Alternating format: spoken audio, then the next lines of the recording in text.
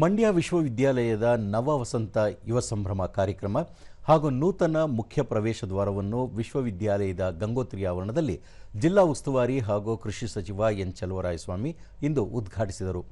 ಈ ವೇಳೆ ಶಾಸಕ ಎಂ ರವಿಕುಮಾರ್, ಜಿಲ್ಲಾಧಿಕಾರಿ ಡಾಕ್ಟರ್ ಕುಮಾರ್, ಜಿಲ್ಲಾ ಪಂಚಾಯತ್ ಮುಖ್ಯ ಕಾರ್ಯನಿರ್ವಹಣಾಧಿಕಾರಿ ಕೆಆರ್ ನಂದಿನಿ, ಜಿಲ್ಲಾ ಪೊಲೀಸ್ ವರಿಷ್ಠಾಧಿಕಾರಿ ಡಾಕ್ಟರ್ ವಿಜೆ ಶೋಭಾರಾಣಿ, ವಿಶ್ವವಿದ್ಯಾಲಯದ ಕುಲಸಚಿವ ಪ್ರೊಫೆಸರ್ ಕೆ ಶಿವಚಿತ್ತಪ್ಪ ಸೇರಿದಂತೆ ಮತ್ತಿತರರು ಉಪಸ್ಥಿತರಿದ್ದರು.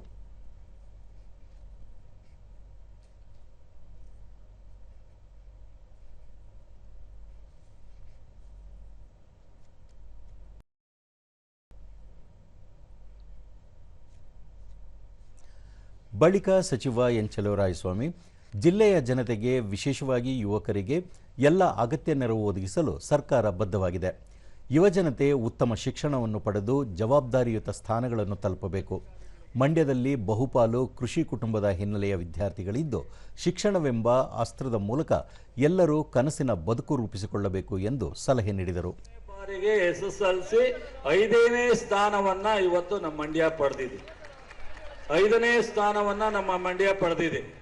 ಇವತ್ತು ಯಾವ ತರ ಉಡುಪಿ, ದಕ್ಷಿಣ ಕನ್ನಡ, ಉತ್ತರ ಕನ್ನಡ ಮತ್ತು ಹಾಸನ ನಂತರ ಇವತ್ತು ಮಂಡ್ಯ. ಈ ಮಂಡ್ಯ 5ನೇ ಸ್ಥಾನ ಅಂದ್ರೆ ಅವ್ರು 98 ಪಾಯಿಂಟ್ ಸಮಥಿಂಗ್, ನಮ್ದು 97 point something. M Ravikumar, Mandya ಜಿಲ್ಲೆಯಲ್ಲಿ 3 ವರ್ಷಗಳ ಅವಧಿಯಲ್ಲಿ 10 ಕೋಟಿ ರೂಪಾಯಿ ಅಭಿವೃದ್ಧಿ ಯೋಜನೆಗಳನ್ನು ಕೈಗೊಳ್ಳಲಾಗಿದೆ. ಅಲ್ಲದೆ ನೂತನವಾಗಿ ರಾಜ್ಯದಲ್ಲಿ ಆರಂಭವಾಗಿರುವ 8 ಸರ್ಕಾರಿ ವಿಶ್ವವಿದ್ಯಾಲಯಗಳ ಪೈಕಿ ಲಾಭದಲ್ಲಿ ಮುನ್ನಡೆಯುತ್ತಿರುವ, ಆರ್ಥಿಕವಾಗಿ ಸ್ವಾವಲಂಬಿಯಾಗಿರುವ ಏಕೈಕ ವಿವಿ ಮಂಡ್ಯ ವಿಶ್ವವಿದ್ಯಾಲಯವಾಗಿದೆ. ಅತ್ಯಾಧುನಿಕ ಆಪಲ್ ಪ್ರಯೋಗಾಲಯ ಹೊಂದಿರುವ ಏಕೈಕ ಸರ್ಕಾರಿ ವಿಶ್ವವಿದ್ಯಾಲಯ ಇದಾಗಿದೆ.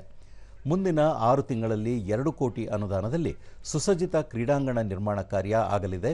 ಅಲ್ಲದೆ 4 ಕೋಟಿ ರೂಪಾಯಿ ಅನುದಾನದಲ್ಲಿ ಬಾಸ್ಕೆಟ್ಬಾಲ್ ಕ್ರೀಡಾಂಗಣ ನಿರ್ಮಾಣ ಮಾಡಲಾಗುತ್ತಿದೆ ಎಂದು ತಿಳಿಸಿದರು. ಆಡಬೇಕು ಅಂತೇಳಿ ಸರ್ಕಾರದ ವಿಶೇಷವಾದ 2 ಕೋಟಿ ರೂಪಾಯಿಗಳನ್ನ ಬಿಡುಗಡೆ ಮಾಡಿ ಅದಕ್ಕೂ ಇವತ್ತು ಭೂಮಿ ಪೂಜೆ ಮಾಡಿದೀವಿ. ಇನ್ನು 6 ತಿಂಗಳಲ್ಲಿ ನಿಮಗೊಂದು ಸುಸಜ್ಜಿತವಾದ ಕ್ರೀಡಾಂಗಣವನ್ನ ನಾವು ಉದ್ಘಾಟನೆಯನ್ನ ಮಾಡ್ತೀವಿ. ಈಗ ಜಾಹೀರಾತು, ನಂತರ ವಾರ್ತಾ ಪ್ರಸಾರ ಮುಂದುವರಿಯಲಿದೆ.